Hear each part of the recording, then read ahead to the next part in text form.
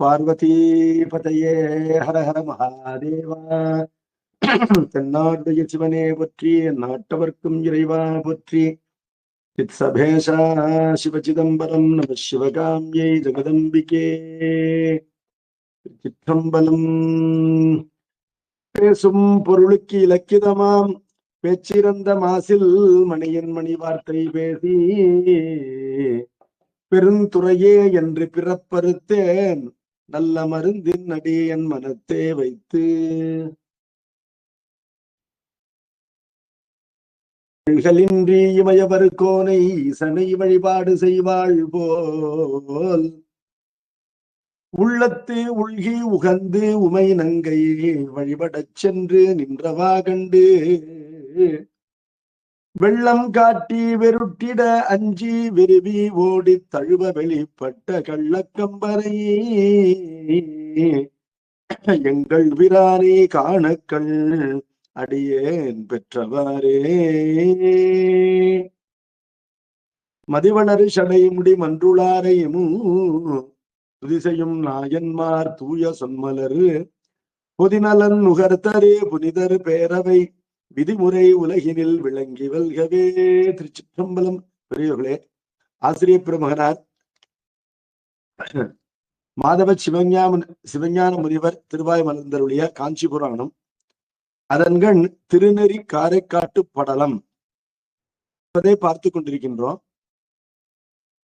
CV என்ற ஓர் இந்திரன் இந்திர பதவியிலே உவர்ப்பு ஏற்பட்டு தேவகுருநாதரை வரவழைத்து அவரை வணங்கி இப்பிறவி நோய் நீங்க வழியாது என்று வினவவும், பட்டினி கிடப்பதனாலோ அரும்பெரும் தவங்கள் செய்வதனாலோ பிறவி நீங்காது, மாறாக சிவபெருமானுடைய திருவருளினாலேயே அது நீங்கும் என்று அந்த பிருகஸ்பதி முனிவர் அவர் கூறுகின்றார். வியாழம் என்ற அந்த தெய்வம் கூறுகின்றது. கூறும்பொழுது இறைவனுடைய பெருமைகளாம் எடுத்து கூறுகின்றார். 25 பாடல்கள் பார்த்திருக்கின்றோம். சிவ சப்தத்தினுடைய பொருள் மற்றும் மேலானவற்றிற்கெல்லாம் மேலானவன் பெருமான், மாலானவை யாவும் அவருடைய அருளினால் கழியும், அனைத்து சாத்திர நூல்களுக்கும் அவன் ஆதி கர்த்தா என்று அவருடைய பெருமையெல்லாம் சொல்லிக் கொண்டு வந்தார். 26வது பாடலில் இருந்து நாம் பார்க்க வேண்டும்.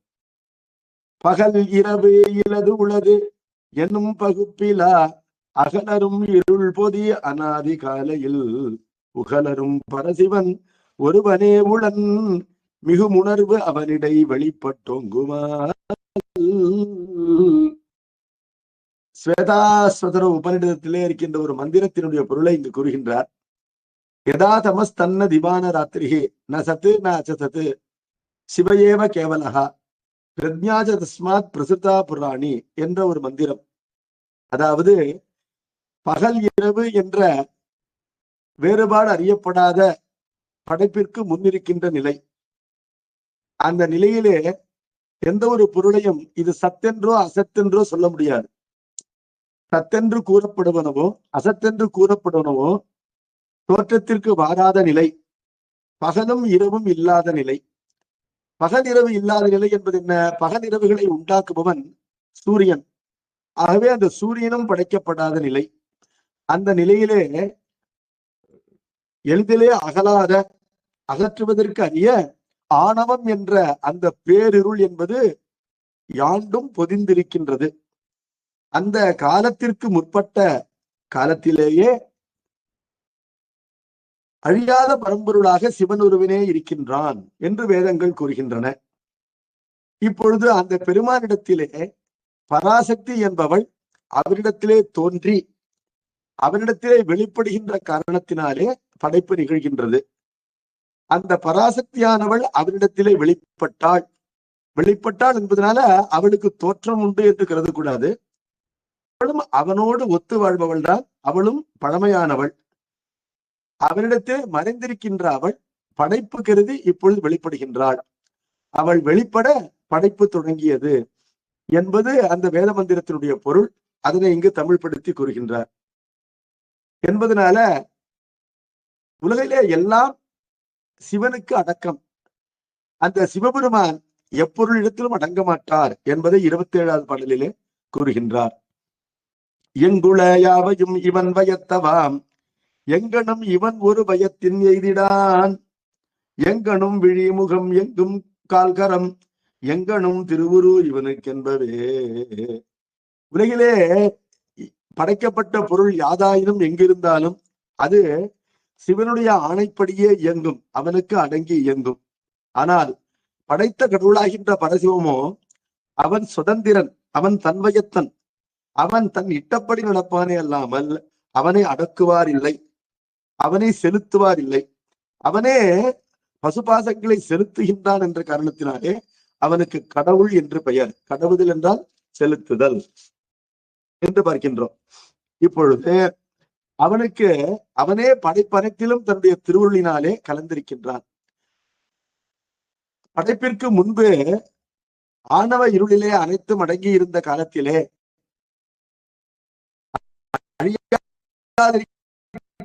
சிவபெருமான் அவனிடத்திலிருந்து பராசக்தி தோன்றியது என்று சொல்லப்பட்டது. அந்த தோன்றிய பராசக்தி படைப்பனைத்திலும் கலந்திருக்கின்றாள் என்ற காரணத்தினாலே படைப்பனைத்தும் அவருடைய வடிவமாகவே காணப்படும் என்பதனால எங்கு பார்த்தாலும் விழிகள், எங்கு பார்த்தாலும் முகங்கள், எங்கு பார்த்தாலும் கால்கள், எங்கு பார்த்தாலும் கரங்கள்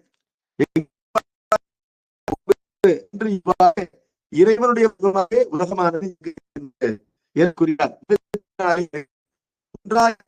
தன்னுடைய திருவுருள் எனக்கு இடப்பட்ட பெயரை நான் கருதுகின்றேன். வேற பெயர் இடப்பட்டால் அந்த பெயரை கொண்டு நீங்கள் என்ன, ஆனால் ஒரு பெயர் இடப்பட்டால் அந்த பெயரை நானாக கருதி அந்த பெயரை கொண்டு அழைக்கும் பொழுது நான் விடையளிக்கின்றேன். அதுபோல கடவுள் தான் படைத்த உலகத்தை தானாகவே கருதுகின்றான். அப்படி அவன் கருதுவதனால்தான் அந்த படைப்பு நிகழ்கின்றது என்று இங்கு கூறப்படுகின்றது. அப்படிப்பட்ட பரம்பொருள் அவனுடைய பெருமையை அளவிட்டு அறிவதற்கு யாரும் இல்லை என்று கூறுகிறார் 28வது பாடலிலே.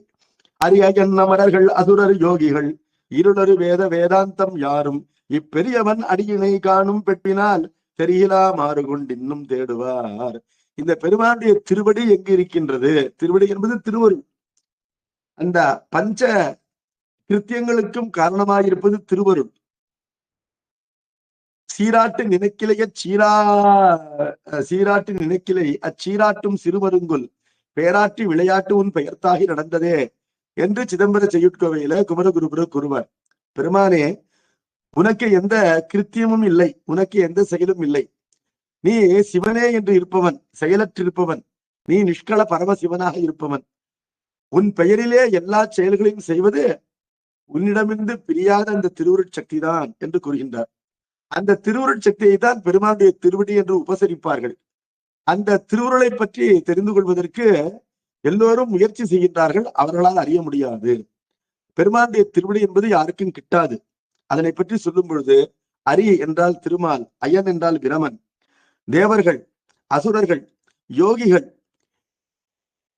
அஞ்ஞானத்தை போக்குகின்ற வேதாந்தங்கள், இப்படிப்பட்ட இந்த திவ்யமான இவர்கள் யாருமே அவருடைய திருவடி இணையினை காண்கின்ற பெட்பு என்றால் ஆசை, அந்த விருப்பத்தினாலே அவர்கள் தேடிக்கொண்டே இருக்கின்றார்கள். ஆனால் இன்னும் அவர்களுக்கு தெளிவு ஏற்படவில்லை என்று கூறுகின்றார். அந்த பெருமான் எவ்வாறு கலந்திருக்கின்றான் கேட்டா, அந்த பெருமான் சேதன அச்சேதனமான பிரபஞ்சத்திலே தன் திருவுருளினாலே ஒன்றாக கலந்திருக்கின்றான். அப்பொழுது சேதன பிரபஞ்சம் எவ்வாறு காணப்படுகின்றது? ஆணென்றும் பெண்ணென்றும் அலி என்றும் காணப்படுகின்றது. பெண்ணாகி ஆனாய் அலியாய் பெருங்குளிசேர் விண்ணாகி மண்ணாகி என்று திருவெம்பாவை கூறும். பெண்ணவனை ஆணவனை பேடானானை என்று அப்பர் பெருமான் திருத்தண்டத்திலே கூறுகின்றார். என்பதனால இந்த உலகத்திலே இருக்கின்ற உயிர்கள் ஆண் என்றும் பெண் என்றும் அலி என்றும், அதாவது ஆண் பெண் என்று பாகுபடுத்த முடியாத நிலையிலே இருப்பவையெல்லாம் அலி என்று கொள்ளலாம். இப்படித்தான் சேத்தன வர்க்கம் இருக்கின்றது. இந்த சேதன வர்க்கம் ஆண் என்றும் பெண் என்றும் அலி என்றும் பாகுபடுத்தப்படுவது என்பது இந்த சேத்தன வர்க்கம் பெற்றிருக்கின்ற அச்சேதனமான உடம்பை கொண்டு என்பதனால இந்த உலகத்தினை சேத்தனம் அச்சேதனம் என்று நோக்காமல் ஒட்டுமொத்தமாக ஆணென்றும் பெண்ணென்றும் அலியென்றும் நோக்கலாம். நல்லா சூக்ஷ்மமா பார்த்தோம்னா, உயிருள்ள உலகம் என்றும் உயிரற்ற உலகம் என்றும் உலகம் இருவகைப்படும். ஆனால் இந்த உயிருள்ளவை உயிரற்றவை என்ற நோக்கம் இல்லாமல் உலகத்தை ஒட்டுமொத்தமாக காணும் பொழுது உயிர்களுக்கு உடம்புகள் இருக்கின்றன. அந்த உடம்புகள் உண்மையிலே உயிரற்றவைதான், அவற்றுக்கு உணர்வு கிடையாது. அந்த உடம்புகளை கொண்டுதான் ஆண் என்றும் பெண் என்றும் அலி என்றும் பாகுபடுத்துகின்றோம் என்பதனால இந்த உலகத்தினை சேதனம் அச்சேதனம் என்ற பாகுபாடு கடந்து கருத வேண்டும் என்றால் ஆண் என்றும் பெண் என்றும் அலி என்றும் கருதலாம் என்று கடைபிடிக்கின்றார்கள் பெரியோர்கள். இவ்வாறு கடைபிடிக்கும் பொழுது ஆண் என்றும் பெண் என்றும் அலி என்றும் இருக்கின்ற உலகமாக இருப்பவன் யார் என்று கேட்டால் கடவுள்தான் என்று கூறுகின்றார் இங்கு. அவன் அவள் அது எனும் அவைதொரு ஒன்றும் இச்சிவனலால் முக்தியில் சேர்த்துவாரிலை. அவன் என்றும் அவள் என்றும் அதுவென்றும் காணப்படுகின்ற இந்த உலகத்திலே அந்த உயிர்களோடு ஒன்றி காணப்படுகின்ற சிவம் என்ன காரணம்னா, அந்த உயிருடைய இயக்கத்திற்கு சிவபெருமான் அவற்றை இயக்கி தான் இயங்கி அவற்றை இயக்க வேண்டும். பெருமான் அவற்றோடு சேர்ந்து இயங்குவதனால்தான் அந்த உயிர்களுக்கு இயக்கம் இருக்கின்றது என்று பார்க்கின்றோம். பெருமான் தான் உண்டு அவர்களுக்கு வினைப்பயனை ஊட்டுகின்றான் என்று பார்க்கின்றோம். ஆனால் வினைப்பயனால் வருகின்ற இன்ப துன்பங்கள் உயிர்களுக்கு மட்டும்தான், இறைவனுக்கு இல்லை என்பது வேறுபாடு. இப்படிப்பட்ட பெருமான் இருக்கின்றானே, இந்த பெருமான் அல்லால் நம்மை முக்திக்கரையிலே சேர்ப்பவர் இல்லை. என்ன காரணம்? பிறவிக்கடலிலே வீழ்த்தியவன் அவன்தான். ஆகவே யாரொருவன் நம்மை பிறவிக்கடலிலே வீழ்த்தினானோ அவன்தான் நம்மை முக்திக்கரையிலே சேர்க்க வேண்டும். பிறவிக்கடலிலே வீழ்த்தியது அவனுடைய திரோதை என்ற திருவருட்சக்தி. முக்திக்கரையிலே சேர்ப்பது அதே திருவருட்சக்தி தான். முக்திக்கரையிலே சேர்க்கும் பொழுது அதற்கு திருவருட்சக்தி என்று பெயர், பிறவிக்கடலிலே வீழ்த்தும் பொழுது அதற்கு திரோதை என்று பெயர். அந்த சக்தியை தனக்கு ஆற்றலாக கொண்டிருப்பவன் சிவன் என்பதனால சிவன் அருளால் மட்டும்தான் முக்தி எய்தும் என்று இங்கு கூறுகின்றார். இவ்வாறு துவளரும் இம்முறை சுருதி கூறுமால், இவ்வாறு கூறுவது யாது என்று கேட்டால் சோர்வின்றி மீண்டும் மீண்டும் இந்த கருத்தை வேதங்கள் கூறுகின்றன. இவனடி வழிபடின் முக்தி எய்துவாய். அப்ப முக்தி எய்துவதற்கு வேறு வழி உண்டு என்று வேதங்கள் கூறவில்லை. அவை சிறிதும் சோர்வின்றி மீண்டும் மீண்டும் சிவனருளால் தான் முக்தி எய்தும் என்று திரும்பி திரும்பி கூறுகின்றன என்பதனால்தான் வேதங்களுக்கு ஆம்நாயம் என்று பெயர். சொன்னதையே திருப்பி திருப்பி சொன்னால் அதற்கு ஆம்நாயம் என்று பெயர். இந்த இலக்கணத்தை கொண்டுதான் தேவாரத்தை தமிழ் வேதம் என்று கூறுகின்றோம். இவனடி வழிபடின் முக்தி எய்துவாய், இந்த பெருமானுடைய திருவிடையை நீ வழிபட்டால் முக்தியினை உறுதியாக பெறுவாய் என்று அந்த வியாழ கடவுள் சிபி என்ற இந்திரனுக்கு கூறுகின்றான்.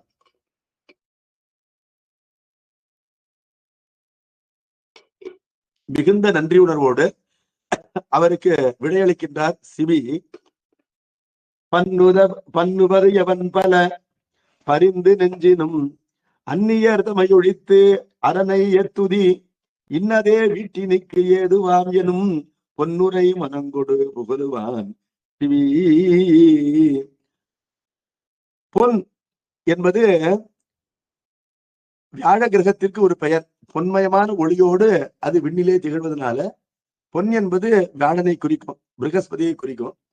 பொன்னுரை என்பது இரட்டுற மொழிகளாக கோல்டன் வேர்ட்ஸ் என்று ஆகின்றது. வியாழ பகவான் சொல்றாரு, தொடர்ந்து சிவபெருமானுடைய பெருமைகளை சொல்லிக்கொண்டே போகலாம், அதற்கு ஒரு முடிவு இல்லை. அதனை ஒருவாறு முடித்து காட்ட வேண்டும் என்றால் இந்த உள்ளத்திலே இன்னொரு தெய்வத்திற்கு இடம் கொடாமல் சிவபெருமானையே வைத்து வழிபட்டால் அதுவே வீடு பெற்றிற்கு நேர்மையான வழி என்று அறிவாயாக என்று இந்த கோல்டன் வேர்ட்ஸ் இதனை சொன்னாராம். இதுவும் வேதங்களிலே இருக்கின்றது. எப்படின்னா, சர்வைஸ்வரிய சம்பன்னகா சம்புர் ஆகாச மத்தியே சிவ ஏகோத்தியா சிவங்கரா என்று அதர்வ சிகோபனிஷத் என்ற உபனிஷத் கூறுகின்றது. இதய வெளியிலே நடிக்கின்ற சிவபெருமான் அவன் ஒருவனே தியானிக்கத்தக்கவன். வேறு தெய்வங்களுடைய வழிபாட்டினை தவிர்த்து அவனை வழிபட வேண்டும். அவ்வாறு வழிபடுவதனால நமக்கு மேலான முக்தி கிட்டுகின்றது என்று வேதங்கள் கூறுகின்றன என்பதனால இதனை நீ கடைப்பிடிப்பாயாக என்று அந்த வியாழ கடவுள் சொன்னவுடனே அவனுக்கு நன்றி கூறுகின்றான் சிவி என்ற இந்திரன். குரவனே அயன் அரி, குரவனே சிவன், குரவனே தந்தை தாய், குரவனே எல்லாம், குரவனே என்று நூல் கூறும் உண்மையை குரவனே என்னிடை என்று காட்டினாய்.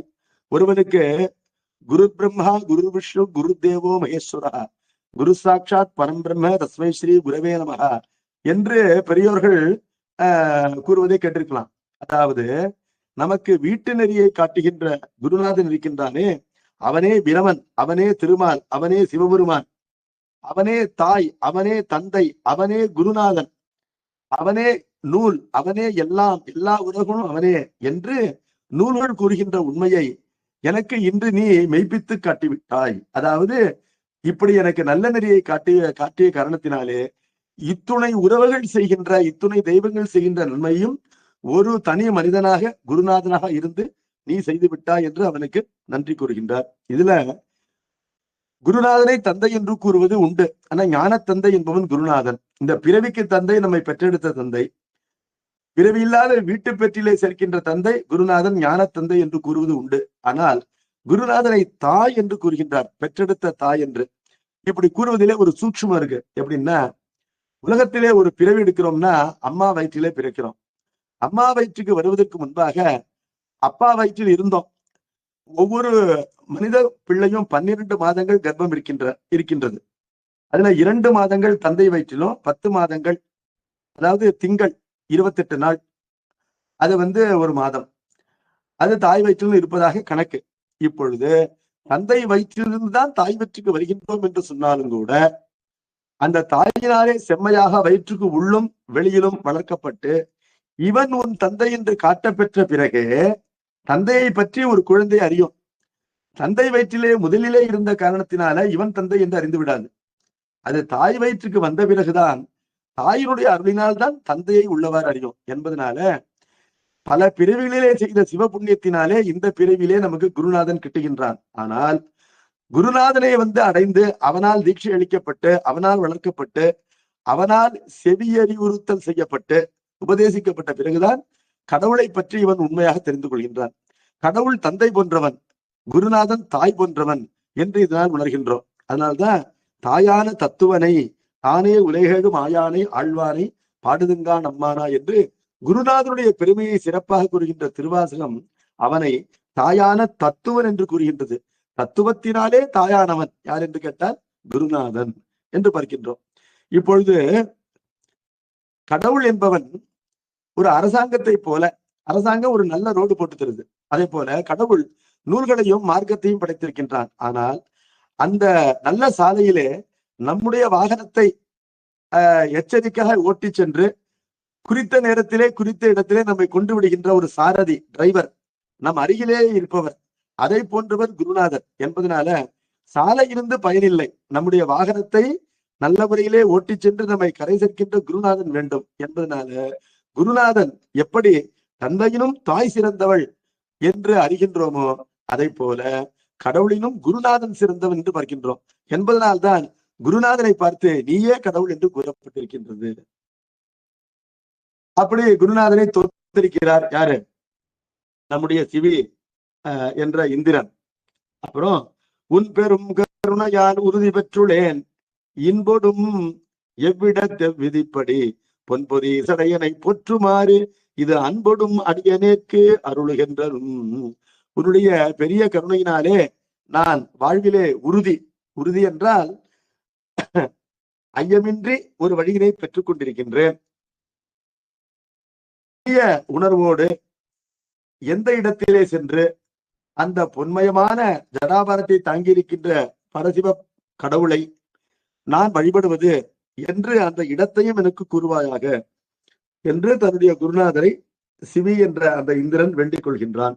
உடனே அவர் சொல்றாரு, கடலுடை வரைப்பினில் காஞ்சி மாநகர் இடனுடை குணக்கினில் எய்தினாரெல்லாம் விடலரும் சத்திய விரத தானத்தின் முடிவில் சத்திய விரதீசன் முன்பரோ. இந்த கடலால் சூழப்பட்டிருக்கின்ற பூ உலகம், அந்த பூ உலகத்திலே காஞ்சி மாநகரம் என்பது தலை சிறந்த ஒரு தலம்.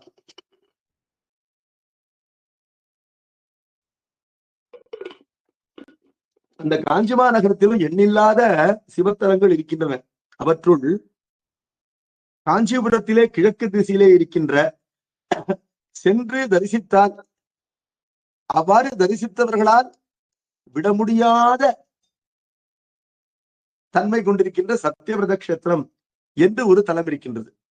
மேவினார் பிரியமாட்டா விமலனார் என்று கண்ணப்பனார் கூறுவார். சாமியை பார்த்தா விட முடியாது, அப்படிப்பட்ட அருளையும் அன்பையும் வெளிக்காட்டுகின்ற கடவுள் யாரு? அந்த காலத்தி மலை மீது இருக்கின்ற குடுமித்தேவர். கண்ணப்பனார் அவருடைய அன்பினை நன்றாக அறிந்து வைத்திருக்கின்றார் என்று பார்க்கின்றோம். அதே போல சத்தியவிரத தானத்தை ஒருவர் அடைந்து விட்டால் அங்கிருந்து பிரிவதற்கு மனம் வராது. திருப்பெருந்துரை போல திருப்பெருந்துரை பிரிந்து நம்முடைய குருநாதர் எப்படி வருத்தப்படுகின்றார்? மலங்கினேன் கண்ணில் நீரை மாற்றி மலங்கெடுத்த பெருந்துரை விளங்கினேன் வினைக்கேடனேன். கடவுளே சொல்லிதான் திருப்பெருந்துரை விட்டு தில்லைக்கு வருகின்றார். ஆனால் திருப்பெருந்துரையை விலகி விட்டேன், வினைக்கேடனாகின்ற நான் என்று அதற்காக வருந்துகின்றார் என்று பார்க்கின்றோம்.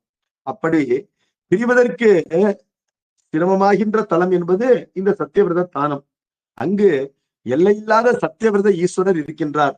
அவருடைய திருமுன்னர் சென்று மெற்றிசை சத்திய விரத தீர்த்தம் ஒன்று ஆக்கமும் மேன்மை பெற்றுடையது ஆயிடை போற்றுரும் பசுபதி விரதம் பூண்டு சென்று உற்றெழுந்து உருதடத்து உதகமாடியே. அந்த சத்தியவிரத ஈஸ்வரர் மேற்கு பார்த்து கொண்டிருக்கின்றார். அவருக்கு மேற்காக இருக்கின்றது சத்தியவிரத தீர்த்தம் என்ற ஒரு தடாகம், குளம். அது மேன்மை பெற்றுடையது. அதன்கண் நீராடி போற்றுரும் பசுபதி விரதம் பூண வேண்டும். பசுபதி விரதம் என்பது பாசுபதம் என்ற விரதம். அது என்னன்னு கேட்டா உபநிடதங்களிலே சொல்லப்பட்டிருக்கின்றது.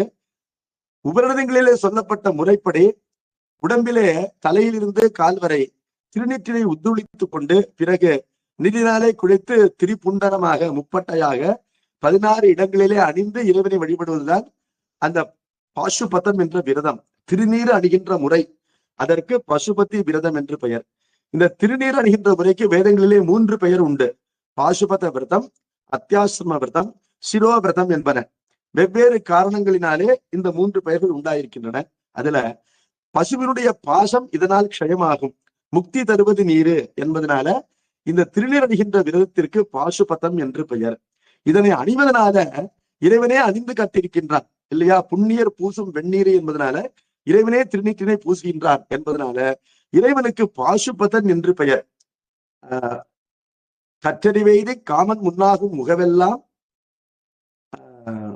அற்றரனேனின் அருள் அரிசரன் என்னும் அடியார்க்கு பற்றுதுவாய பாசுபதன் என்று சம்பந்த பெருமான் பாடுகின்றார். இந்த பாசுபத விரதத்தை அனுட்டிப்பதனால கடவுளுக்கு பாசுபதன் என்று பெயர். உயிர்களுக்கு தலைவனாக இருப்பதனால் அவனுக்கு பசுபதி என்றுதான் பெயர். ஆனால் பாசுபத விரதத்தை அனுட்டிப்பதனால அவனுக்கு பாசுபதன் என்று பெயர். இந்த 2 பெயர்களுக்கும் உள்ள வேறுபாட்டினை அறிய வேண்டும். அப்ப பாசுபத விரதம் பூண்டு என்று கூறுகின்றார். திருநீர் அணிந்து. இந்த தீக்கை தான் அடிப்படையான தீக்கை. சமய தீக்கைக்கும் முன்னாடி இந்த தீக்கையானது அடிப்படையாக இருந்தது. தன்னுடைய தமக்கையார் திலகவதியார் திருநீர் அளிப்ப அதனை பெருவாழ்வு வந்ததென பெற்று உருவார அணிந்து பாசுபத தீக்கையினை அனுட்டித்தார் நம்முடைய தங்களுக்கு மேலாம் தர்மசேனராக இருந்து திருநாவுக்கரசு நாயனராக ஆகப் போகின்ற நம்பியார் என்று பார்க்கின்றோம். திருவாளன் திருநீரு திலகவதியார் அளிப்ப பெருவாழ்வு வந்ததென அதனை பேணி உருவார அணிந்தார் என்று பார்க்கின்றோம். அதுதான் பாசுபத விரதம். அதனை பூண்டு இந்த உதகம் என்றால் நீர், இந்த குளத்தின் நீரிலே நீராடி விதியுளி முடித்து நித்திய நைமித்திகம் புதிய நீர் உடலெல்லாம் பொதிந்து. இப்ப குளத்திலே குளிக்க போவதற்கு முன்பாக பால் நெற்றியோடு குளிக்க போகக்கூடாது. அப்பொழுது குளத்திலே குளிக்க போவதற்கு முன்பாகவே திருநீர் அணிந்தவனாக தான் இருக்க வேண்டும். நீராடுவதனாலே அந்த திருநீர் கரைந்து போகும். பிறகு நல்லாடை அணிந்து மீண்டும் விதிப்படி அந்த திருநீற்றினை அணிய வேண்டும். அந்த திருநீற்றினை அணிந்து நித்திய நைமித்திக கர்மானுஷ்டானங்களை செய்ய வேண்டும். நித்தியம் என்பது என்ன என்றால் டெய்லி ரொட்டீன், அன்றாடம் செய்ய வேண்டிய சந்தியாவந்தனம் முதலிய கர்மானுஷ்டானங்கள். நைமித்திகம் என்பது ஒரு நாளுக்கு சிறப்பாக இருக்கின்ற அனுஷ்டானம், ஒரு நிமித்தம் கருதி வருகின்ற அனுஷ்டானம். அமாவாசை என்றால் பிதுக்களை குறித்த தர்ப்பணம். அப்படி அந்த பொழுது சிறப்பாக இருந்தால் அதற்குரிய அனுஷ்டானம் ஆகிய அனைத்தையுமே இந்த சத்தியவிரத தீர்த்தத்திலே நீராடி திருநீர் அணிந்தே செய்ய வேண்டும். இவ்வாறு அணிந்து செய்யும் பொழுது திருநீறு மட்டும் அணிந்தா போதுமான்னு கேட்டா, திருநீற்றினை உடல் முழுவதும் சன்னித்துக் கொண்டு பிறகு புதிய நீர் உடலெல்லாம் பொதிந்து குண்டரம் மதிருதல் விளங்கிட முப்பட்டையாக திருநீற்றினை நெற்றியிலே அணிய வேண்டும். பிறகு அக்கமாமணி நிதி என பூண்டு பெருஞ்செல்வமாக நினைத்து இந்த ருத்ராட்ச மாலையை கழுத்திலே அணிந்து நல் ஒழுக்கம் நீடியே. இதெல்லாம் மட்டும் போடுமா அப்படின்னா போராது. அப்ப இந்த பிறன்மனை நோக்காமை, வாய்மை, தூய்மை, பசிகாத்தல் முதலிய நல்லொழுக்க யம நியமங்களை கடைபிடித்து பெருமானை வழிபட வேண்டும். நித்திய நைமித்திக அனுஷ்டானங்களை முடித்துக் கொண்டு சத்தியவிரத பெருமானை தரிசித்து வழிபட வேண்டும். அவர் எப்படி இருக்கின்றார் என்று கேட்டால், தெள்ளொளி பளிங்கன சிறந்த செவ்விசால் வெள்ளொளி சத்திய விரதநாதனை உள்ளக கமலத்தின் வழிபட்டு உண்மையான் நல்லலர் கடந்தவ முக்தி நண்ணுவாய். அந்த பெருமானுடைய மேனியிலே வருகின்ற தெளிந்த பிரகாசம் என்பது பளிங்கு போல் இருக்கின்றான் பெருமான். ஸ்படிகம் போல் இருப்பது பெருமானுடைய திருமேனி. என்ன காரணம்? அந்த பெருமான் படைப்பனைத்திலும் திருவுருளினாலே கலந்து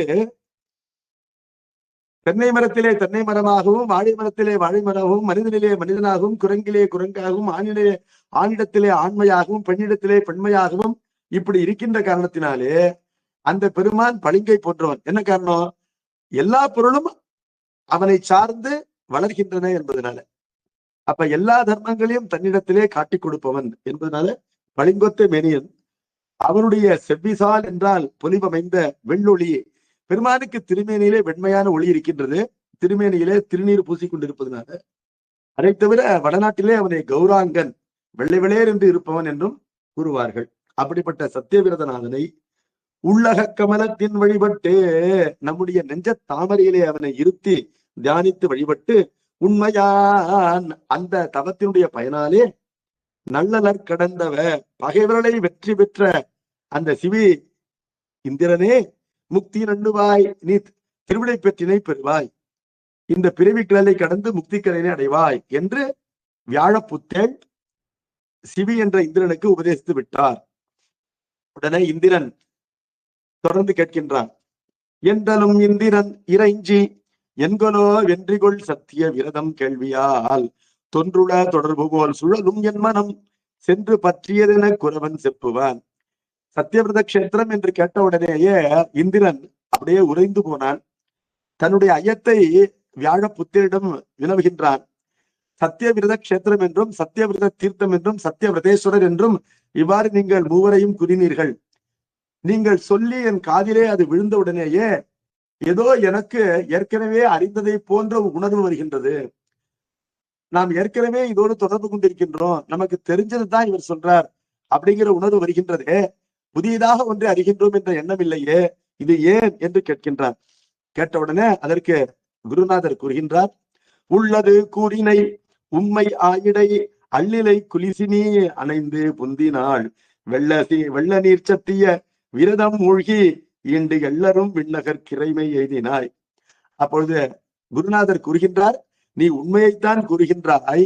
நீ முற்பிறவியிலே இந்த சத்தியவிரத தீர்த்தத்திலே புதன்கிழமை என்று நீராடினாய். புந்தினாள் என்றால், புந்தி என்றால் புத்தி, புத்திகாரகன் புதன். புத்தியை செம்மைப்படுத்துவன் யாரு? புத்தியை செம்மைப்படுத்துவன் புதன் என்ற கிரகம் என்பதனால புதனுடைய நாள் புத்தியினுடைய நாள் என்று வருகின்றது.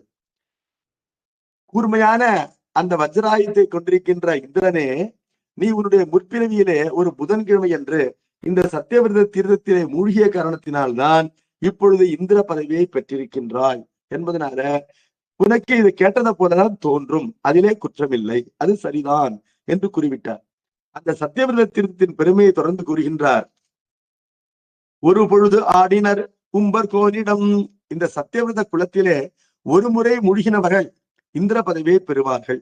இரு பொழுது அயனிடம், 2 வேளை மூழ்கினவர்கள் பிரம்ம பதவியை பெறுவார்கள்.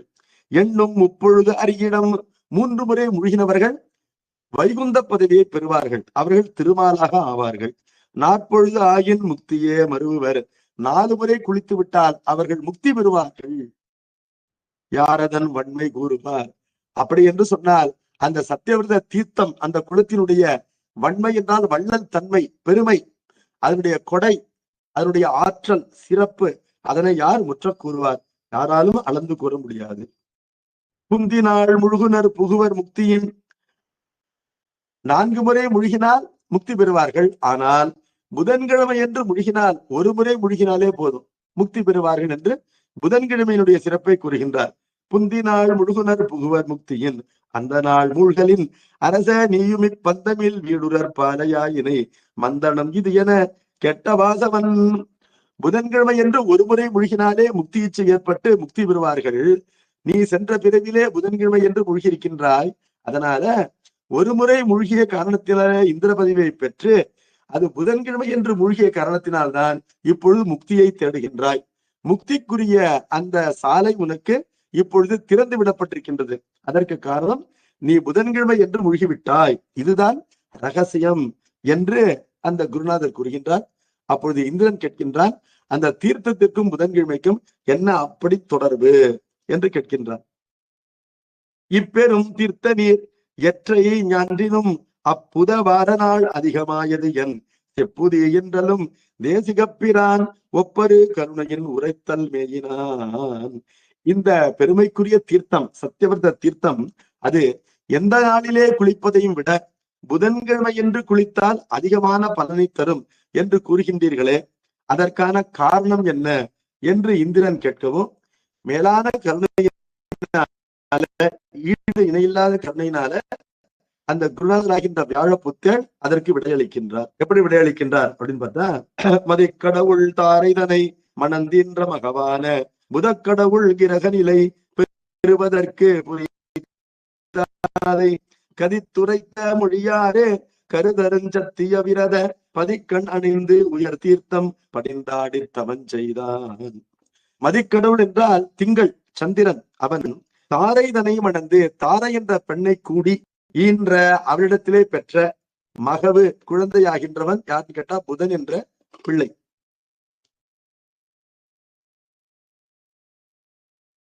திங்களுக்கு தாரை என்ற பெண்ணிடத்திலே பிறந்தவன் புதன் என்பதனால்தான் புதன்கிழமையை சௌமிய வாசனம் என்று கூறுவார்கள். சௌமிய என்றால் சோமனுக்கு பிறந்தவன் சௌமியன். சோமன் என்றால் சந்திரன். சந்திரனுடைய பிள்ளை யார் என்று கேட்டால் புதன். அந்த புதக்கடவுள் அவன் தன்னுடைய தந்தையை போலேயே ஒரு கிரகஸ்தானம், அதாவது கிரகம் நவ கிரகங்களிலே ஒரு கிரகமாக இருக்கின்ற அந்த உயர் பதவியை பெற வேண்டும் என்று தந்தையிடம் கேட்டானா. அப்பா, நீங்க இருக்கிற பொசிஷன் மாதிரி எனக்கு ஒரு நல்ல பொசிஷன் வேணும், அதற்கு நான் என்ன செய்ய வேண்டும் என்று கேட்க, அதற்கு தந்தை என்ன சொல்றாரு?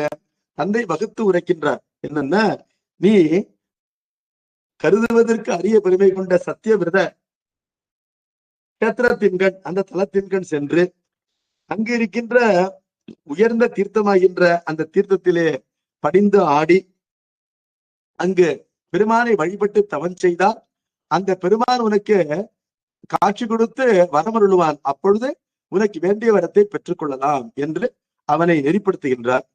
தந்தை சொல்படி புதன் இந்த சத்தியவிரத கஷேத்திரமாகின்ற காஞ்சிபுரத்திற்கு வருகின்றான். வந்து அந்த சத்தியவிரத தீர்த்தத்திலே நீராடி தவம் செய்கின்றான். மேதகு சத்தியவிரத பெருமானும் வெள்விடை மேல் மாதுமையாளுடன் ஏறி வயக்கரிமாமுகன் இளையோன் காதல் புரிய அருள் நந்தி கணநாதர் புடைசூழ ஆதரமோடு எழுந்தருளி திருக்காட்சி அளித்தருள. மேதகு என்ற சொல் முதல் முறையாக தமிழ் மொழியில இந்த திருவாசகத்தில் தான் பயில்கின்றது. மேன்மை பொருந்திய என்பது பொருள்.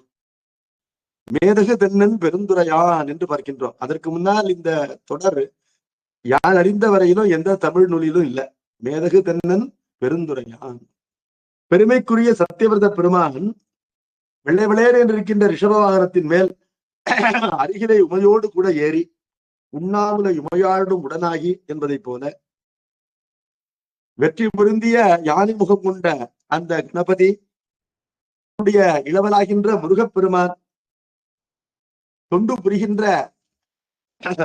சைவ சித்தாந்த முதல் ஆசிரியராகின்ற அதிகார நந்தியம்பெருமான், அவரோடு கூட வழிநடத்தப்படுகின்ற கணநாதர்கள், இவர்களெல்லாம் புடைசூழ மிகுந்த அருளோடு ஆதரம் என்ற சொல்லுக்கு அன்பு என்பது பொருள். இங்கு இறைவன் விஷயமாக பயன்படுவதனால அருள் என்று கொள்ள வேண்டும். பெருமான் அருளோடு எழுந்தருளி தவம் செய்கின்ற புதனுக்கு காட்சி தந்தார். காட்சி தந்து காட்சி தரவும் அந்த புதன் அதனை கண்டு பரவசமாகினான், மெய்மறந்தான். கண்டு பரவசனாகி கைதொழுது பெருங்காதல் மண்டி எழு மயிர் சிலிர்ப்ப மனத்து அடங்கா பேருவகை கொண்டு நிலமுற வீழ்ந்து குழைந்து உருகி விழிதுளிப்ப தொண்டனேன் உய்ந்தேன் என்று எழுந்தாடி துதி செய்வான். பெருமானுடைய காட்சியை கண்டு மெய் மறந்து பரவசமாகி தன்னுடைய கைகளை சிரத்திற்கு மேல் கொண்டு போய் தொழுது பெரிய காதலானது உள்ளத்திலே எழ உடம்பு முழுவதும் ரோம புலகாங்கிதம் அடைந்து மனதிலே அடங்காத பெரிய உவகையானது பெற்று பூமியிலே விழுந்து அட்டாங்கமாக பணிந்து உள்ளம் உருகி விழிகளிலே அந்த கண்ணீரானது துளிப்ப தொண்டனேன் உய்ந்தேன் உய்ந்தேன் என்று எழுந்து பெருமானுடைய காட்சியை கண்டு ஆடி பாடி அந்த பெருமானை தோத்திரிக்க ஆரம்பித்தான், துதி செய்தான். நெடியோனும் மலரவனும் நேடறிய திருவடிகள் அடியேனை வெளிவந்த அருட்கருணை திறம்பொற்றி உடையாத என் குணங்கள் உடையானே என உடையாய் கடியார் சத்திய விரத நாயக நின்கடல் போற்றி என்று புதக்கடவுள் தோத்திரம் செய்கின்றார். திருமாலும் பிரமனும் தேடுவதற்கரிய திருவடிகள், அந்த திருவடிகளை அடியேனுக்கு காட்டுவதற்காக பெருங்கருணையோடு எளிவந்தாயே, அந்த எளிவந்த பெருங்கருணை திறம் போற்றுகின்றேன். ஒடியாத எண் குணங்கள் என்றால் மாறுதல் இல்லாத, அழியாத, விகாரப்படாத, குன்றுதல் இல்லாத எண்வகை குணங்களை கொண்டவனே. தன்மயத்தனாதல், தூய உடம்பினாதல், இயற்கை உணர்வினாதல், முற்றும் உணர்தல், இயல்பாகவே பாசங்களின் நீங்குதல், பேரருள் உடைமை, முடிவில் ஆற்றல் உடைமை, வரம்பில் இன்பம் உடைமை என்ற எண் குணங்கள். இவற்றை வடமொழியிலே சொல்லணும்னா சர்வ சுதந்திரத்துவம், விசுத்த தேகத்துவம், நிராமய ஆத்மத்துவம், சர்வஞ்சத்துவம், அநாதி போதம், அனுப்த சக்தி, அனந்த சக்தி, திருப்தி என்று கூறுவார்கள். இந்த எண்குணங்களை 6 குணங்களாக குறுக்கி கூறுவதும் உண்டு. இந்த 6 குணங்களையும் சச்சிதானந்தம் என்ற 3 இலக்கணத்திலே அடக்குவதும் உண்டு. விரித்தால் எண்குணமாகும். இதனை வள்ளுவரும் கூறுகின்றார். கோளில் பொறியில் குணவினவே எண்குணத்தான் தாளை வணங்கா தலை. கேட்காத கண்ணை போல, கேட்காத சிவையை போல கடவுளை வணங்காத தலை இருந்து பயனில்லை என்பது இதற்கு பொருள். அங்கே கடவுள் என்று சொல்லும் பொழுது எண்குணத்தான் என்று கூறுகின்றார் பரிமேலழகர். சிவாகமங்களிலே கடவுளுக்கு சொல்லப்பட்ட 8 வகை குணங்களை கொண்டவன் என்று அதற்கு சிறப்பாக உரை செய்திருக்கின்றார் என்பதனால ஆகமங்களிலே சொல்லப்பட்ட 8 வகை குணங்களை கொண்டவனே பரம்பொருள் என்று பார்க்கின்றோம். 8 கொலாம் அவர் ஈரில் பெருங்குணம் என்று அந்த விடந்திருத்த பதிகத்திலே அப்பர் பெருமான் பாடுவார். 8 வான்குணத்து ஈசன் எம் மான்றனை என்றும் பாடுவார். அதுபோல அந்த பெருமானுடைய அருளை பெற்று இந்த எண்குணங்களை உயிரானது தன்னிடத்திலே பெருமாறு உண்டு என்பதனால என் குணத்துள்ளோமே என்று அந்த மறுமாற்ற திருத்தண்டகத்திலும் கூறுவார். எல்லையில்லாதன எண்குணமானவை எய்திடுமாகாதே என்று திருவாசகம் கூறுகின்றது என்பதனால அது ஒடியாத எண்குணங்கள் கொண்ட பெருமானே, என்னை உடையா என்றால் என்னை அடிமையாக கொண்ட பெருமானே, கடியார் சத்தியவிரத நாயக. கடி என்றால் காவல். அப்ப சொல்றார் இல்லையா, ஒடியமரும் சிறு தொண்டர் அருள் புரியும் பொருட்டாக கடிநகராய் விற்றிருந்தான் கணபதி சரத்தானே. கடிநகர் என்றால் காவலை உடைய நகர் திரு கைலாயம். அந்த கைலாயம் போல இந்த திருச்செங்காட்டக்குடியை ஆக்கி கொண்டு இறைவன் அங்கேயே சிறு தொண்டருக்கு அருள் செய்வதற்காக இருக்கின்றார். திருத்தொண்டர் அருள் பெறுவதற்கு கைலாயத்துக்கு வர வேண்டியதில்லை. திருத்தொண்டருக்கு அருள் செய்வதற்கு கைலாயப்பதி செங்காட்டங்குடிக்கு வந்து விட்டார் என்பதனால செங்காட்டங்குடி கைலாயமாக ஆகிவிட்டது என்பதை கூறுவதற்காக கடிநகராய் விற்றிருந்தான் கணபதி சனத்தானே என்று கூறுவார். கடி என்றால் காவல், காவலை கொண்ட நகர் எது? சத்தியவிரத நகர். அந்த நகருக்குரிய தலைவனே நின் கடல் போற்றி என்று சொன்னார். என்றே தீயந்த என யான் கிரக நிலை பெறவும் குன்றாகும் திருவடிக்கீழ் மெய்யன்பு கூர்ந்திடவும் இன்று ஆதியன் வாரத்து இத்தீர்த்தம் படிந்து பொறிவென்றோர் முன்னையின் இரட்டி பயன் எய்தி வீடுறவும் வேண்டும். அப்படி பெருமானை தோத்தரித்து வரங்கள் வேண்டுகின்றார் புதக்கடவுள். பெருமானே, என்னுடைய தந்தையை போலவே நானும் கிரக நிலையை பெற வேண்டும். திங்களைப் போலவே நானும் ஒரு கிரகமாக ஆக வேண்டும். உன்னுடைய திருவடிக்கீழ் எனக்கு அன்பு என்பது என்றைக்குமே குறையக்கூடாது. இன்றைக்கு இருப்பதை போலவே அந்த மெய்யன்பு என்பது எப்பொழுதும் எனக்கு அதிகரிக்க வேண்டும். அதிகரித்தால்தான் அதற்கு மெய்யன்பு என்று பெயர். பேரன்பே இன்னும் பெருக்கு என்று அம்மையார் கூறுவார். பெருமானை மேலும் என்னுடைய கிழமையாகின்ற இந்த புதன்கிழமையிலே இந்த தீர்த்தத்திலே நீராடி ஐம்புலன்களையும் அடக்கியவர்கள் ஏனைய கிழமைகளிலே நீராடுவதனால் வருகின்ற பயனை போல 2 மடங்கு பயனை பெற்று முக்தி இச்சையை பெற்று அவர்கள் முக்தியை அடையவும் நீ அருள் பாலிக்க வேண்டும் என்ற வரம் கேட்க இறைவன் அந்த வரங்களை அளித்தருளினான். வேண்டுமென இறந்தேற்ப அளித்தருளி வெல்விடை மேல் ஆண்டகை அங்ககன்றனால் அன்று முதல் அத்தீர்த்தம் பூண்ட புதவாரத்து சிறப்பெய்தும் பொந்தியுற காண்டி எனும் குறவனுரை காரூர்தி செவிமடுத்தான் என்பதனால அந்த தீர்த்தமானது புதவாரத்திலே சிறப்பெய்துகின்றது. இதனை நீ அறிவோடு பொருந்தி காண்பாயாக என்று வியாழப்புத்தியர் கூறவும், கார் ஊர்தி, கார் என்றால் மேகம், மேகத்தையே வாகனமாக கொண்டு போன் மேக வாகனாகின்ற இந்திரன் அவன் அதனை செவிமடுத்தான் கேட்டான். அப்பொழுதே அரசுரிமை அம்மறையோன் புடை வைத்து தெப்பரின் சத்திய விரதர் திருநகரின் விரைந்தெய்தி முப்பொழுதும் நீராடி முழு நீரு மெய்பூசி மெய்ப்படு கண்டுகை புண்டு புண்டரமும் முதல் விளங்க உருத்திரமும் கடித்து உள்ள புண்டரிகத்து மைவாகன் திருப்பதங்கள் சிந்தித்து கோயிலினுள் சென்றெய்தி அருத்தியடும் பூசனை செய்து ஆறாமை மிக்கொள்ள பெருத்தெழுந்த பேரன்பில் பெருமானை துதிக்கின்றான். அப்படி வியாழ கிரகம் சொன்ன உடனேயே புறப்பட்டார் சிபி என்ற இந்திரன். தன்னுடைய அரசாங்க பொறுப்புகளை எல்லாம் குருநாதன் வசமாக ஒப்புவித்தார். இன்னொரு இந்திரன் வரும் வரையிலும் நீங்க பொறுப்பாக இந்த தேவர் உலகத்தை ஆண்டு வருவீராக என்று அவரிடத்திலே அந்த அரசுரிமையை கொடுத்து விட்டு குருதற்கரிய பெருமை கொண்ட சத்தியவிரத திருநகரிலே விரைந்து வந்து அடைந்து அந்த சத்தியவிரத தீர்த்தத்திலே 3 வேளைகளிலும் நீராடினான். காலை சந்தி, உச்சிக்காலம், மாலை சந்தி ஆகிய 3 நேரங்களிலும் நீராடினான். அதான் முட்டாத முச்சந்தி என்று கூறப்படுவது. அந்த நேரங்களிலே நீராடி உடல் முழுவதும் திருநீற்றினை பூசிக்கொண்டு அந்த பெருமானுடைய கருணையை உண்மையாக எடுத்து காட்டுகின்ற ருத்ராட்ச மாலைகளை எல்லாம் பூண்டு கொண்டு நெற்றியிலே முப்பட்டையாக அந்த திருநீர் பொலிவோடு விளங்க ஸ்ரீருத்ரமாகின்ற அந்த உருத்திர பசுபதி நாயனாரை முக்தி கரையிலே சேர்த்த வேத பயனாகின்ற அந்த உருத்திரம், அந்த உருத்திரத்தினை ஓதி அடிக்கடி அதனை ஓதி தன்னை உள்ளமாகின்ற தாமரையிலே உபயோக பாகனாகின்ற அந்த கடவுளை அவருடைய திருவடிகளை எழுந்துருளிவித்து சிந்தித்து சத்தியவிரத பெருமானுடைய திருக்கோயிலுக்குள்ளே சென்று அவனை வழிபட்டு அந்த பெருமானை ஆசையோடு பூசனை செய்து போதாது என்ற எண்ணம் அதிகரிக்க அவன் உள்ளத்திலே இந்த பெருமானை பூசித்தது போதாதே என்ற எண்ணத்தினாலே அந்த பெருமானை போற்ற தொடங்குகின்றான், துதிக்க தொடங்குகின்றான். எப்படி துதிக்கின்றான் என்று பார்ப்போம். மறை முடிவு இன்னும் தேரா மலர் சிலம்படியாய் போற்றி அரை புனல் உலகமெல்லாம் படைத்தளி தளிப்பாய் போற்றி சிறை நிறை வாச தண்ணீர் சத்திய விரத தீர்த்த துறைகள் வரை பின்மேய சுந்தர விடங்கா போற்றி. மறையின் முடிவாகின்ற வேதாந்தம் என்ற உபநிடதங்கள் இன்னும் உன்னை தேடிக்கொண்டிருக்கின்றன. அவை தேரவில்லை, தெளியவில்லை. பண்டாய நான்மறையும் பாலனுகா என்று திருவாசகம். அப்படிப்பட்ட மலர் சிலம்படியாய், அங்க இச்சன்னா இருந்ததுன்னா மலர் சிலம்படியாய், மலர் போலும் சிலம்படிந்த சேவடி என்று கொள்ள வேண்டும். மலர் சிலம்படி என்று இருப்பதனால அந்த சிலம்படிகளே விரிந்திருக்கின்றன என்று கொள்ளலாம். அல்லது உலகங்களும் அந்த சிலம்படியிலே தோன்றுகின்றன என்பதனால உலகங்கள் மலர்வதற்கு காரணமாகின்ற சிலம்படி என்று பொருள் கொள்ள வேண்டும். உலகங்கள் மலர்கின்ற சிலம்படி, ஆமே மலர்ந்திருக்கின்ற தாமரை போலும் சிலம்படி என்று இவ்வாறெல்லாம் பொருள் கொள்ளலாம். மலர் சிலம்படி வாழ்த்தி வணங்குவாம் என்பது பெரிய புராணம். உலகமெல்லாம் படைத்தளி தழிப்பாய் போற்றி.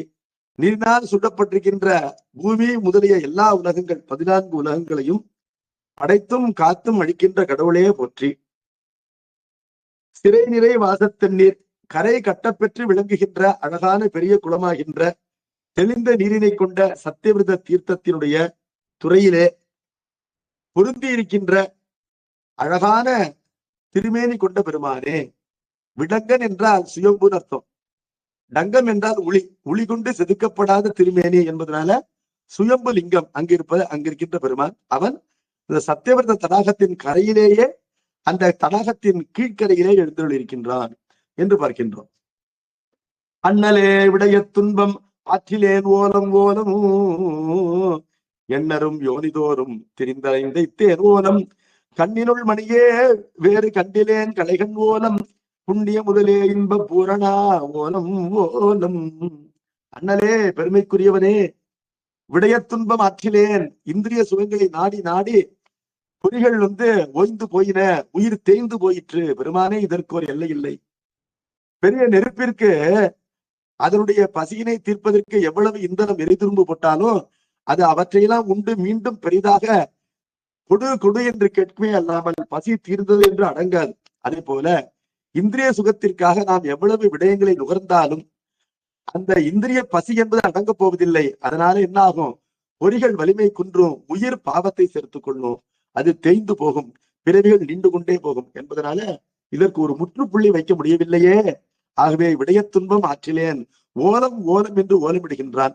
ஓலம் என்பது ஒரு முறையிடுகின்ற சொல். ஒருவரை தொலைவில் இருப்பவரை அருகில் அழைப்பதற்கோ அல்லது நான் என்னுடைய விண்ணப்பத்தை கேட்டருளுங்கள், கருணை கூர்ந்து செவிமிடுங்கள் என்று கூறுவதற்காக முறையிடுகின்ற ஒரு சொல் தான் ஓலம் என்பது. கடவுளையே ஓலமிடச் செய்தார் ஓர் அடியார். பெரிய புராணம் என்பது என்னன்னு கேட்டா, கடவுளுடைய வெற்றியையோ பெருமையோ கூறுவதன்று பெரிய புராணம். கடவுள் எப்படியெல்லாம் தன்னுடைய அடியாரிடத்திலே தொற்று போனான் என்பதை கூறுவதுதான் பெரிய புராணம். அவன் இளையான்குடி மாறன் வீட்டுக்கு போனாரு, இவன் எப்படி சமைச்சு போட்டுருவான்னு போய் பார்த்தாரு, அவர் சமைச்சு போட்டுட்டாரு. இவர் மனைவியை அனுப்புவாரான்னு இயற்பையினர் வீட்டுக்கு போனாரு, அவர் அனுப்பி விட்டாரு. இவர் பிள்ளைய சமைச்சு போடுவான்னு சிறுத்தனர் வீட்டுக்கு போனாரு, அவர் பிள்ளையை சமைச்சு போட்டுட்டாரு என்று பார்ப்பதனால என்று பார்க்கின்றோம். அப்பொழுது இறைவன் இயற்பை முனிவரை பார்க்கின்றான். இந்த பூம்புகாரிலிருந்து சாயாவனத்திற்கு வருகின்ற வழியிலே காடுகள் இருக்கின்றன. காட்டிலே வழித்துணையாக நாயனார் வருகின்றார். சாயாவனம் வந்தவுடனே கடவுள் என்ன சொல்கின்றான்? நீ எனக்கு துணையாக வந்தது போதும், திரும்பி போகலாம் சொன்ன உடனே அவன் அந்த இறைவனை வணங்கி தன் மனைவியை திரும்பி பெறாது போகின்றான். பொய்தரும் உள்ளமில்லான் பார்க்கிலன் போனான் என்று மெய்தரு சிந்தையாரை மீளவும் அழைத்துள்ளான் கடவுள்.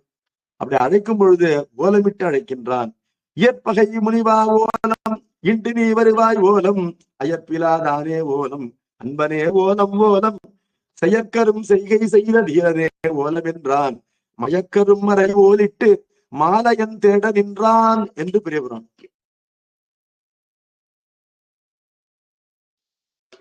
அடியார்கள் தான் இறைவனை குறித்து ஓலமிடுவார்கள். ஆனால் இறைவனே அடியாரை குறித்து ஓலமிட்டிருப்பது இந்த ஒரு இடத்திலே என்று பார்க்கின்றோம். இங்கு இந்திரன் ஓலமிடுகின்றான்.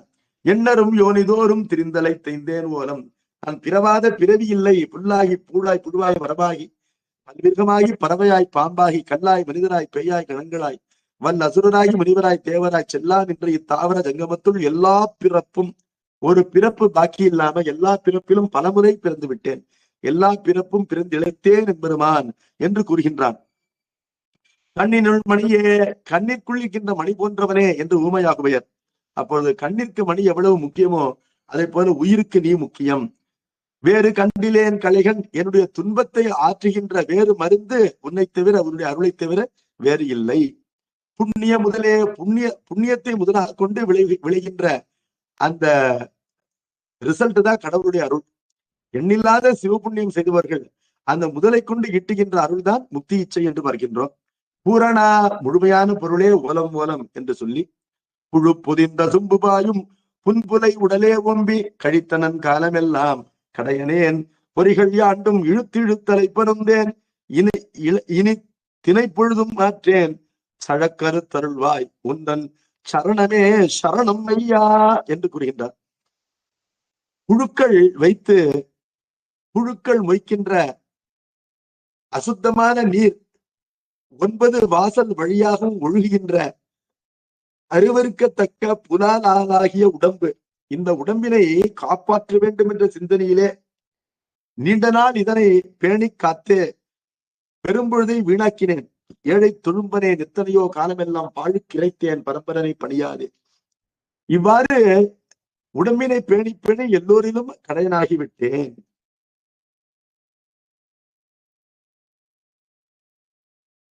புழுக்கூடு இதுகாத்திங் இருப்பதாக முடித்தாயே என்று திருவாசகம் கூறும்.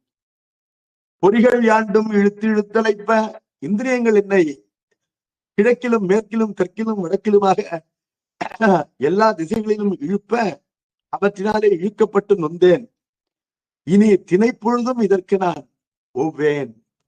இனி திணைப்பொழுதும் இந்த பெரிய துன்பத்தை நான் பொறுக்க மாட்டேன். சிவனே முறையோ முறையோ, திணைப்பொழுதும் இந்த துன்பத்தை பொறுக்க மாட்டேன்.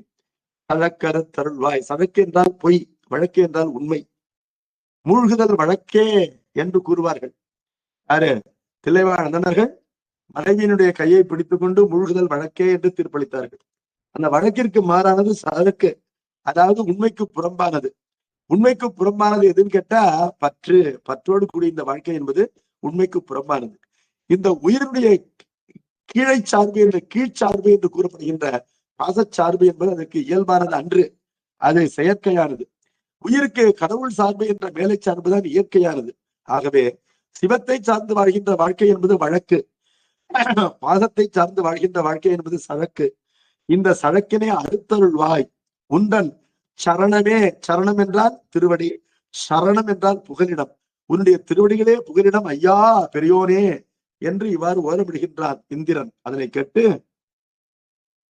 அடைக்கலம் அடியேன் என்றென்று அழுது இறந்து அயரும் காலை விடைத்தனி பெருமான் அன்னோன் பக்தியின் விளைவு நோக்கி நடைப்பிடி உமையாளோடு நன்னி நீ வேண்டிற்றென்னை எடுத்துரை தருதும் என்றான்.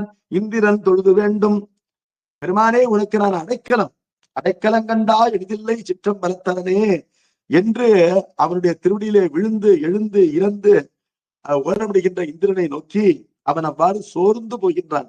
பெருமானை தோத்தரித்து சோர்ந்து போகும் பொழுது விடையிலே வருகின்ற பெருமான் அவனுடைய பக்தியினுடைய விளைவு என்றால் பக்தி முதிர்ந்திருக்கின்றது என்பதை கண்டு பெண்யானையை போன்று நடக்கின்ற உமையாளோடு கூட அவன் அருகிலே வந்து என்ன வேண்டும் என்று சொல்லு, நான் தரேன் என்று அன்போடு கூறுகின்றார். கூறின உடனே இந்திரன் அவரை தொழுது தன்னுடைய வரங்களை வேண்டுகின்றான். வினை வழி பிறந்து வீந்து மெலிந்த நாள் எல்லை இல்லை அனையவற்றடியேள் ஒன்றன் அடை தொட பெற்றிலேனால் நினை வருந்தவத்தால் இன்று நின்னருட்குரியே நானேன் இனி வரும் பிறவி மாற்றி என்றனை உய்ய கோடி என்று ஒரு முக்தி இச்சை கொண்டவன் எதை கேட்க வேண்டுமோ அதனை இந்திரன் கேட்கின்றான். பெருமானே, நான் செய்த நல்வினை பயனாலும் தீவினை பயனாலும் மாறி மாறி பல யோனிகளிலும் பிறந்து என் உயிரானது மெலிந்து போய்விட்டது. அவ்வாறு அந்த ஏற்பட்ட மெலிவிற்கு ஒரு எல்லை இல்லை. அந்த எல்லா பிறவிகளிலும் பெருமானே, நான் உன்னுடைய திருவடியை தொழுதிருந்தால் உய்திருக்கலாம். ஆனால் ஏழை தொழும்பனேன் எத்தனையோ காலமெல்லாம் பாழ் கிடைத்தேன் பரம்பரனை பணியாதே என்பதனால பிறவி பல எடுத்தாலும் உன்னை வழிபடுகின்ற பேற்றினை பெறவில்லை. ஆனால் எப்பொழுதோ செய்த நினைவில்லாத தவத்தினால இன்று உன்னுடைய பேர்களுக்கு உரியவன் ஆகிவிட்டேன் என்பதனால இனி எனக்கு பிறக்கக்கூடாது என்ற வரத்தை தவிர வேறு வரம் வேண்டாம் என்று சிறப்பாக கேட்கின்றான். ஒரு புத்திசாலி இப்படிதான் கேட்கணும். இனி வரும் பிறவி மாற்றி, இனி எனக்கு எத்தனையோ பிறவிகள் இருக்கலாம் வினைவயமாக, அந்த பிறவிகள் எல்லாம் வேவ் பண்ணிடு, கேன்சல் பண்ணிடு, உன்னால் தான் முடியும். இனி பிறக்க வேண்டாம் என்ற அருளினை தருவாயாக. வேண்டுங்கால் வேண்டும் பிறவாமை, மற்றது வேண்டாமை வேண்டவரும் என்று வள்ளுவனாயினாரும் இரவாத இன்ப அன்பு வேண்டிப்பின் வேண்டுகின்றார், பிறவாமை வேண்டும் என்று அம்மையார் வேண்டுவதாக பெரிய புராணமும், வாழ்த்த பிற பருத்திடுவான் ஞானுமனை பரவுவனே என்று திருவாசகமும் இவ்வாறு பெருமாண்டத்திலே தலையாய அடியார்கள் பிறவாமையைத்தான் விண்ணப்பிப்பார்கள் என்பதை பார்க்கின்றோம். அதனால இனி நான் பிறக்கக்கூடாது என்று கேட்டுக்கொள்கின்றார்.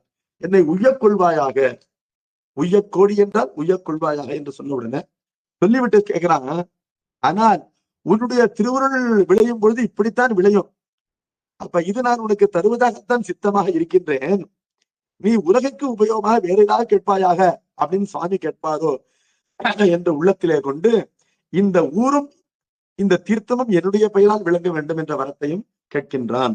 இத்தனம் தீர்த்தம் என்றன் பெயரினால் விலக வேண்டும். இந்த ஊருக்கு இந்திரபுரம் என்று பெயர் வர வேண்டும். இந்த சத்தியவிரத தீர்த்தத்திற்கு இந்திர தீர்த்தம் என்ற பெயர் வர வேண்டும். அத்தனே என்னலோடும் என்று இவ்வாறு தன்னுடைய விண்ணப்பத்தை வைக்கவும் அவ்வகை அருளி அதனை உடனே பெருமாள் என்ன பண்றார், சாங்ஷன் பண்றார். அருளி மீளா முக்தி சேர் கணநாதற்குள் முதல்வனான் தன்மை நல்கி பைத்த பாம்பாரம் புண்ட பண்டவன் இலிங்கத்தானான். மீளா முக்தி சேர் கணநாதர் என்று சொன்னார். மீளாத முக்தியில் சேர்கின்ற கணநாதர். அப்படின்னா அர்த்தம்னா, இந்த சரியை கிரிய யோகமாகின்ற மார்க்கங்களிலே தொண்டு செய்கின்ற மிகுந்த அன்பு கொண்ட அடியார்கள் எல்லாம் அவர்கள் சாலோகம், சாமீபம், சாரூபம் என்ற பதமுக்திகளை பெறுவார்கள். அந்த பதமுக்தியிலே சாரூப முக்தி என்பது கணநாதர்களாக ஆவார்கள். அப்படி ஆயிருந்தாலும் அவர்களுக்கு இருவினை ஒப்போம், அவர்கள் தூக்கின்ற சிவலோகத்திலே தூக்கின்ற இன்பத்திலே ஊர்ப்போம் ஏற்படவில்லை. அதனால மேலான முக்தி இச்சை ஏற்படவில்லை என்று சொன்னால் அவர்களை இறைவன் மீண்டும் பூமியிலே படைத்தருளுவான். பூமியில மீண்டும் பிறந்து அதனால அவர்கள் வினை வழி சென்று சிக்குவார்கள் என்பது இல்லை. ஏற்கனவே பதமுக்தியில் இருந்த காரணத்தினால அவர்கள் மீண்டும் ஒருமுறை பூமியிலே பிறந்து பூமியிலே திருப்பெருந்துறையிலே குருநாதருடைய அருளை பெற்று அவர்கள் அந்த சிவஞானத்தினாலே பரமுக்தியா என்ற பெருமானுடைய திருவடி கலப்பு பெறுவார்கள். ஆனால் எல்லோரும் இவ்வாறு பெறுவார்களா அப்படின்னா அப்படி கிடையாது. கணநாதர்களா இருப்பவர்கள் இல்லையே சிலர் அங்க சிவலோகத்தில் பதமுக்தி நிலையிலே இருக்கும் பொழுது இருவினை ஒப்பு ஏற்பட்டு உவர்ப்பு ஏற்பட்டு முக்தி இச்சை ஏற்பட்டு அங்கேயே ரெடிமேடா குருநாதர் இருக்கிறார். யாரு? அதிகார நித்தியம் பெருமான்.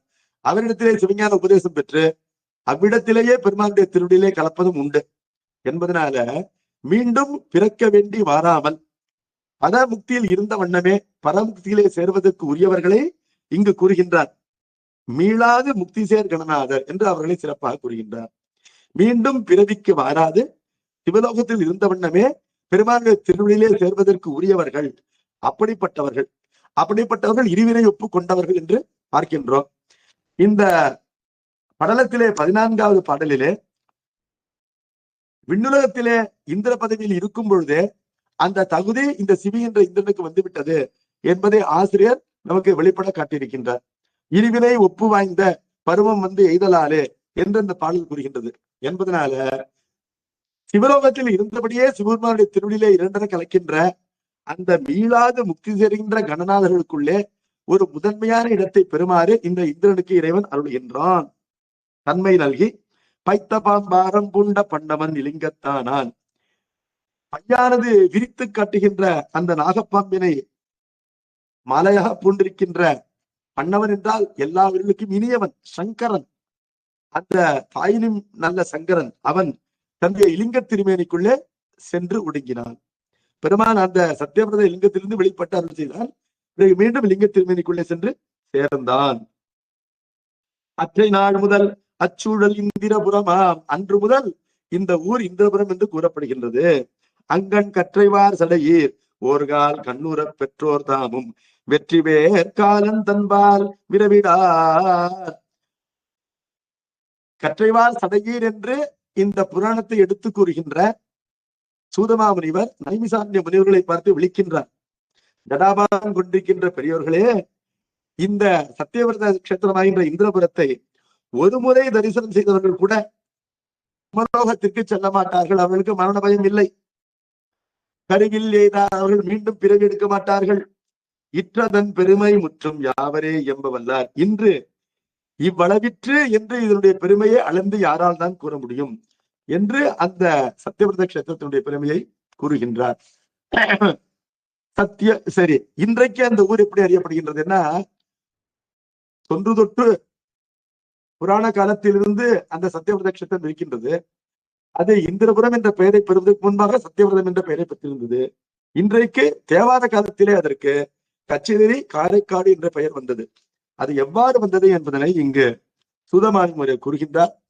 சத்திய விரதம் காரை தருமணம் செய்தலாலே சித்தி சேர்ந்தவர்க்கு நல்கும் திருநெறி காரைக்காடு என்று இத்திரு பெயரின் ஓங்கும் என்பரால் மாசு தீர்ந்த உத்தம கேள்வி சான்ற உணர்வடை உம்பர் மேலோர். குற்றம் தீர்ந்த உத்தமமான சிரவணம் கல்வியிலே சிறந்த சிவஞான உணர்வு கொண்டிருக்கின்ற தேவர்களை போன்ற உயர்ச்சியை கொண்ட அந்த பெரியோர்கள் இந்த சத்தியவிரத கஷேத்திரம் என்பது காரை என்ற ஒரு மரம் அது நெருங்கி வளர்கின்ற காடாக விளங்கின காரணத்தினாலே கச்சநெறி காரைக்காடு, திருநெறி காரைக்காடு என்று இதற்கு ஒரு பெயர் ஏற்பட்டது. அந்த பெயரின் காரணத்தை அறிந்து கூறுகின்றார்கள்.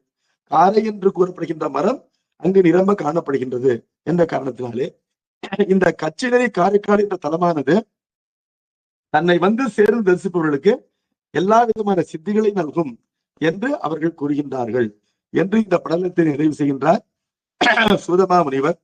அந்த திரு கச்சிநெறி காரைக்காடு என்ற திருத்தலத்திற்கு நம்முடைய ஆழ்வை பிள்ளையாருடைய ஒரு தேவார பதிகமானது விளங்குகின்றது. அதிலே ஒரு பாடலை பாடி இன்றைய வகுப்பினை நிறைவு செய்வோம். திருச்சிற்றம்பலம். வாரணவே முலை மங்கை பங்கினராய் அங்கையினில் போரணவு மழு ஒன்றங்கு ஏந்தி வெண்பொடி அணிவர் காரணவு மணிமாடம் கடைநவின்ற கலிக்கட்சி நீரணவு மலர் பொய்கை நெறிக்காரை காட்டாரே காரூரும் மணிமிடற்றார் கரிகாடர் உடைதலை கொண்டு ஊரூரன் பலி குழல்வார் உழைமானின் உரியதனர் தேரூரும் நெடுவீதி செழுங்கட்சி மாநகர்வாய் நீரூரும் மலர் பொய்கை நெறிக்காரை காட்டாரே. நீரணவு மலர்பொய்கை என்றும் நீரூரும் மலர்பொகை என்றும் என்ற இந்திர தீர்த்தமாகின்ற சத்தியவிரத தீர்த்தமானது முதல் 2 பாடல்களிலே நம்முடைய ஆழ்வை பிள்ளையாரினாலே நமக்கு அறிவிக்கப்பட்டிருக்கின்றது. கண்ணாரும் கலி கட்சி நெறிக்காரை காட்டுரையும் பெண்ணாரும் திருமேனி பெருமானது அடிவாழ்த்தி தன்னாரும் பொழில் காழி தமிழ் ஞான சம்பந்தம் பண்ணாரும் தமிழ் வல்லார் பரலோகத்து இருப்பாரே. சிற்றம்பலம். நம பார்வதி பதையே. ஹர ஹர மகாதேவா. சித்சபேஷா சிவசிதம்பரம். திருச்சிற்றம்பலம். வருகின்ற வகுப்பிலே அடுத்த படலம் புண்ணிய கோடீச படலம் என்பதை தொடங்குவோம்.